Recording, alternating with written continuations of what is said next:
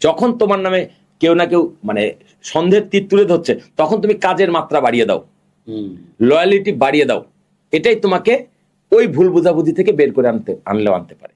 পাশাপাশি চাকরি তো খুঁজতেই পারেন আপনি, যে কেউ খুঁজতে পারে। ইভেন আপনি যদি চাকরি চেঞ্জ নাও করেন, তাও আমি বলবো 2-1 বছর পর পর ইন্টারভিউ ফেস করা উচিত। বাজার দর যাচাই করা, যা বাজারে আমার দাম আছে কিনা।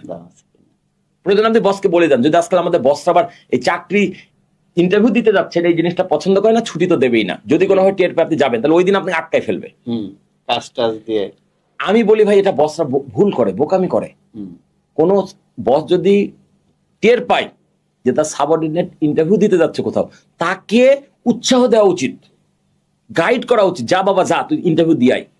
কেন প্রশ্ন করেন? কেন? উত্তর হচ্ছে, ওখানে গেলে যদি তার চাকরিটা হয়, তাহলে প্রমাণিত হবে কি সে যোগ্য।